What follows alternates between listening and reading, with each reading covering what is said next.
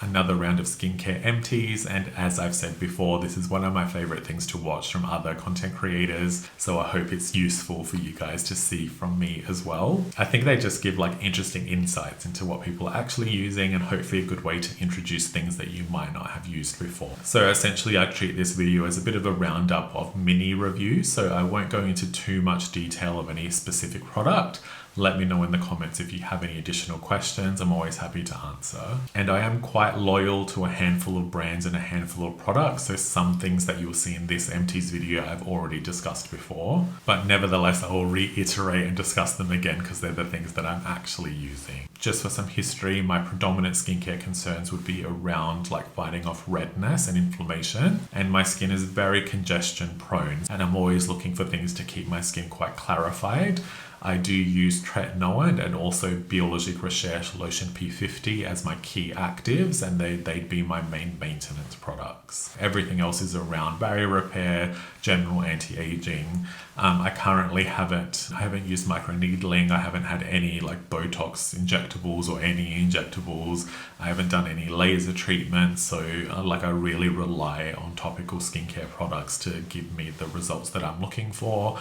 So I'm just on that journey to try and find the most efficacious things. Starting off simply with the cleanser, and it's the Kogen Do Cleansing Spa Water. This is just a mini. It's one of the main products that has truly made me fall in love with using micellar water, and as I've discussed in previous videos, I actually use this as a toner. It's incredibly refreshing and just makes my skin feel really clean, but it doesn't impart any noticeable skin feel. So I guess part of the reason why I've gone into using micellar waters as toners is that a lot of cleansers generally have become very gentle, so they're kind of depositing their own moisturizing effect on my skin.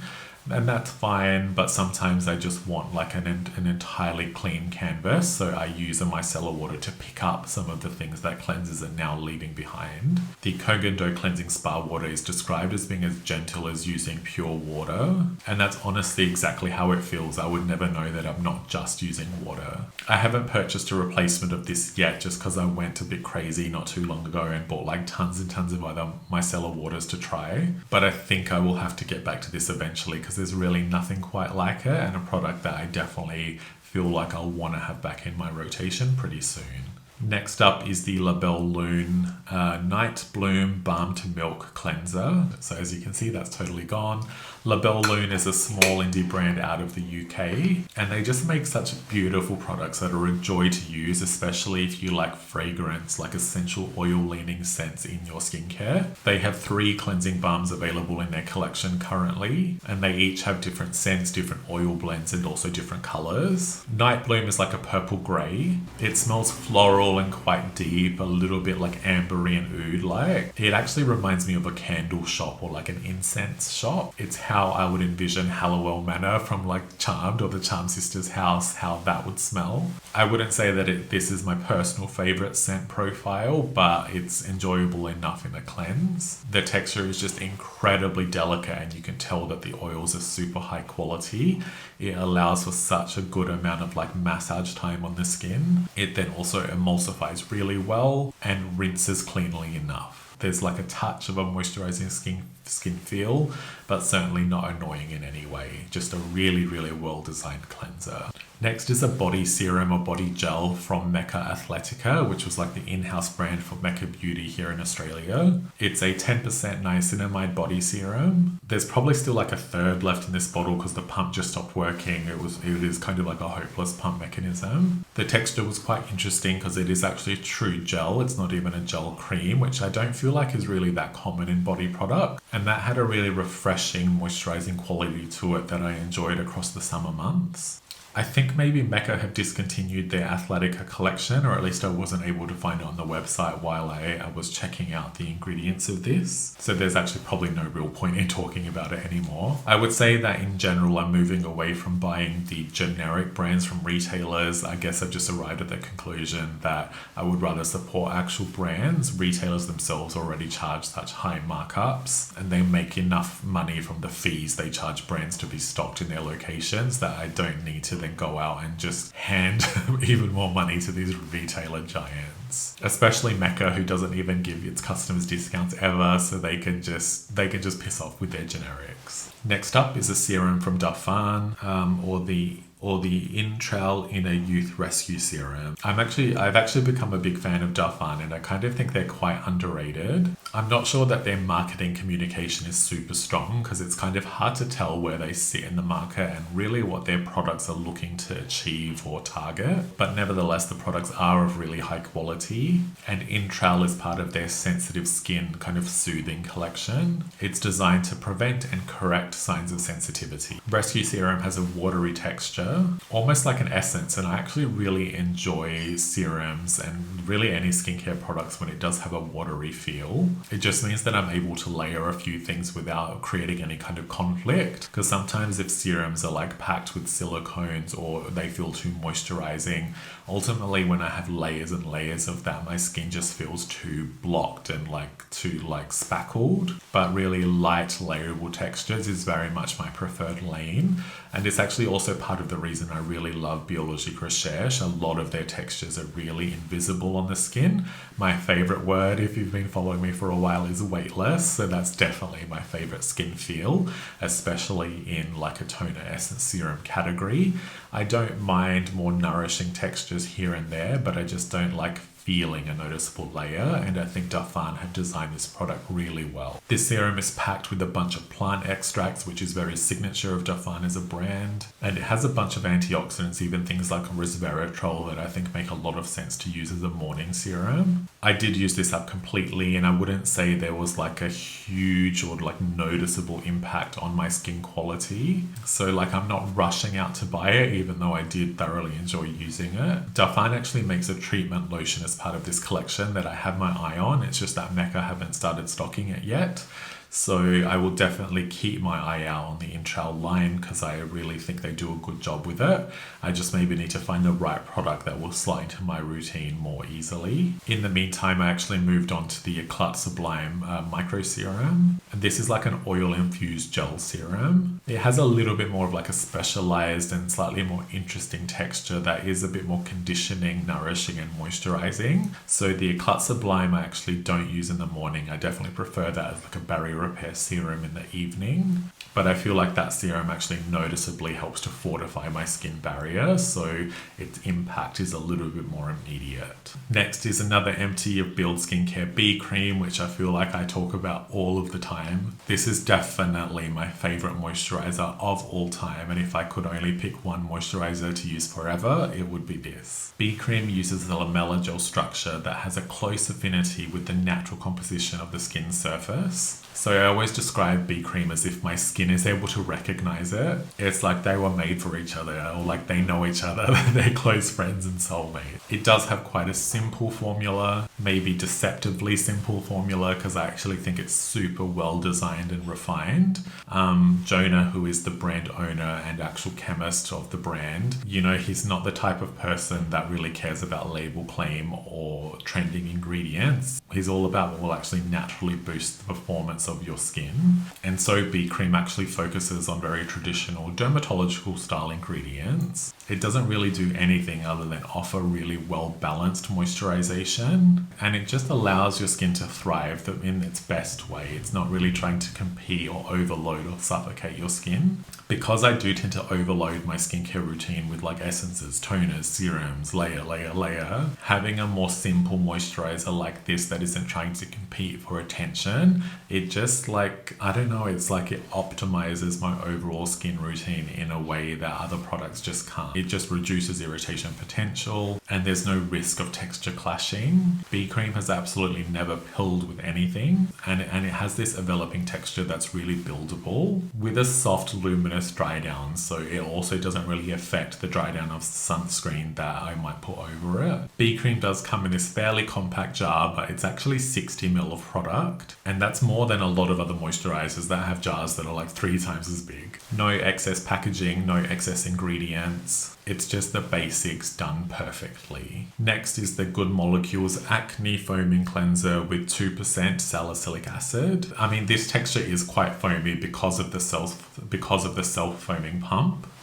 But I actually think the like base texture is very insipid, just very watery, and didn't really achieve any particular skin feel. It resulted in a foam that's kind of like very short-lived. Like, it's certainly not a terrible product in and of itself. Essentially 2% salicylic acid can be quite useful, but I would say that it's probably more appropriate for a younger demographic. I ended up using it and finishing it off as a body wash just because I really didn't like it as a face cleanser. Next up is the Prequel Universal Skin Solution Dermal Spray, and this is basically just a hypochlorous acid spray like Tower 28. I'm not sure how I feel about the rise of hypochlorous acid. You know, it's been around for so long in like the wound care aisle of the chemist, and then out of nowhere it kind of became this thing for topical skincare. Maybe it has benefits for people with acne prone skin.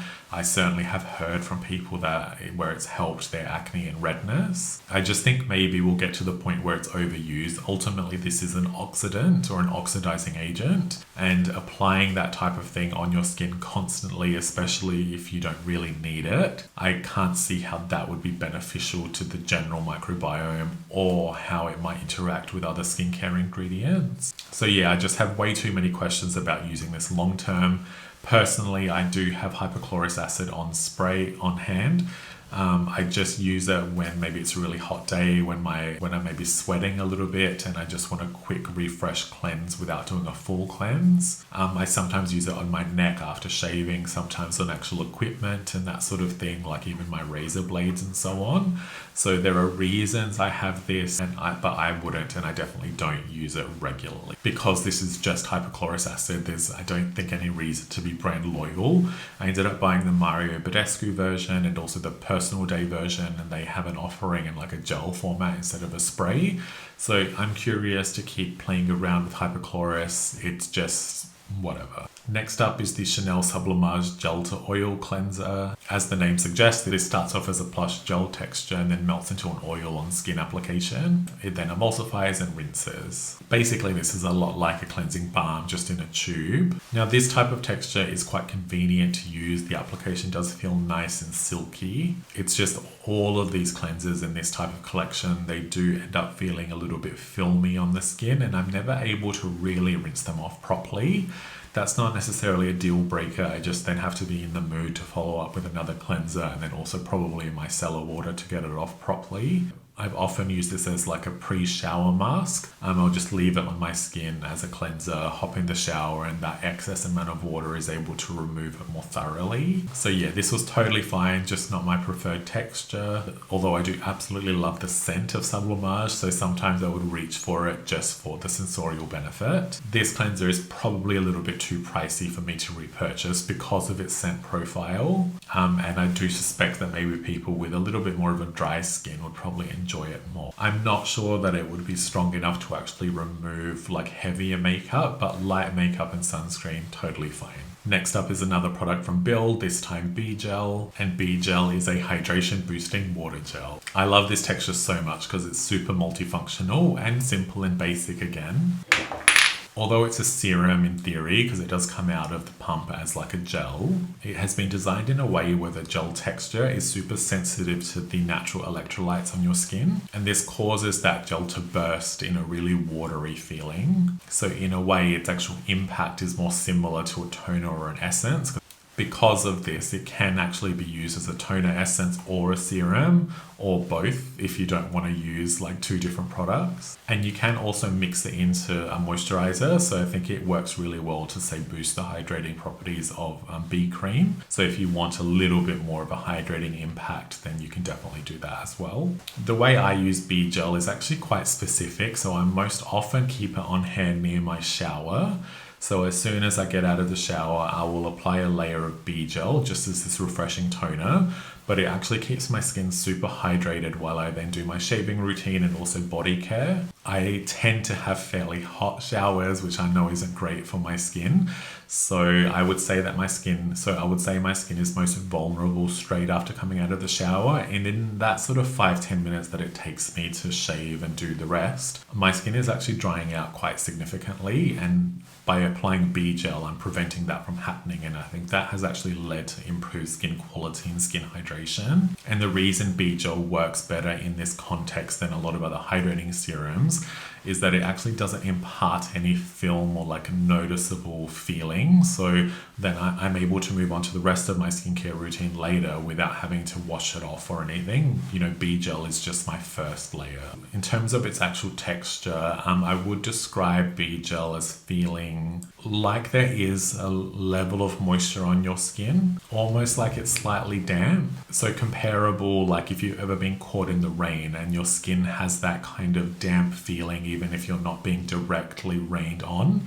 Does that make sense? You just kind of have this like plumpness from within just because it's raining, like a dewy freshness. B-gel is therefore the perfect base for other moisturizing products, and I think would absolutely make your moisturizer feel and act more moisturizing. I personally use it pretty much every day, but if you wanted, B-gel could definitely be just a situational product on the days you just want that extra boost. Like with B-cream, B-gel is also the type of product that just won't interfere with other skincare layers, so it's super easy to integrate basically whenever you want, AM or PM. Next up is the Kora Organics Cleansing Balm, or the Active Algae Calming Cleansing Balm. This texture is a cross between like a waxy balm and a little bit more of an oily balm, so it's, I would say, right down the middle. I think they've done a really great job designing this product. I ended up buying this in a mini to start with because I don't find organics brands to be that reliable. Their textures tend to be not very well refined and they rely too much on like oils, so a lot of these brands end up with very suffocating skin feels. But I was actually pleasantly surprised with this particular cleansing balm. It applies really nicely, emulsifies, and also rinses really well. I ended up buying a full-size jar really a couple days after I opened the mini. However, and I'm sorry to say, but I did end up jumping the gun. This cleansing balm does irritate my eyes. So at the start when I was using it, I was so impressed with the application and rinsing that I was like, let me just suck it up and get over the eye sting. But after using it for a little while, I just couldn't, like, it was really affecting my eyesight. So I did end up buying a full size, but I basically gave it away to someone at work immediately because there's just no reason to suffer when I have so many other cleansers that don't do that. Eye sting is something that's very personal, so I'm not really saying this as like a warning against the product. It's just I found that my eyes don't handle a lot of cleansing balms that well. And unfortunately, this just meant that it's not really appropriate for me personally. Next up are two sunscreen empties, and they are the same sunscreen. It's the Airyday Mineral Mousse SPF 50+. Again, I talk about these all the time because it's pretty much the only sunscreen I want to use now. It has a whipped mousse texture that almost feels like a primer. It is a little bit oily to start, but then dries down to a soft matte finish. I do dust my sunscreen with a very light layer of powder just to really secure it and take down any level of like glowiness that might be there. And I think this combination of Airyday, because it is like a primer, it just handles powder really well. And the formula of Airyday Mineral Mousse already has slightly blurring properties, so it just ticks all of the boxes. I actually hate testing sunscreens, so that's why you don't see me talk about them very often. It's the one category in skincare that like I found the one that I love, and I have really no interest in exploring much beyond that. Plus, I also love the fact that they're an Australian brand. It's a TGA approved product.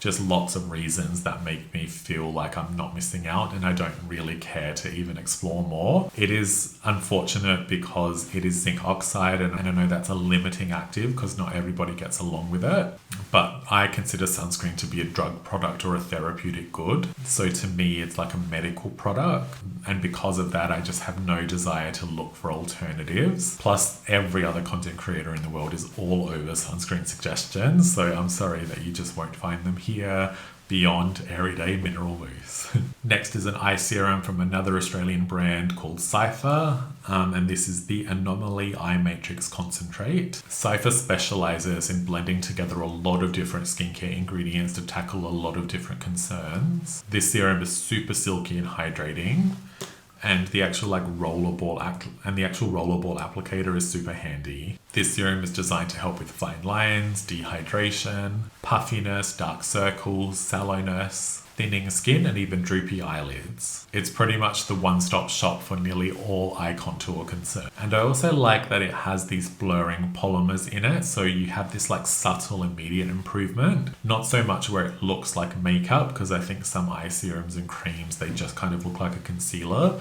This is pretty invisible. It's just an extremely subtle improvement.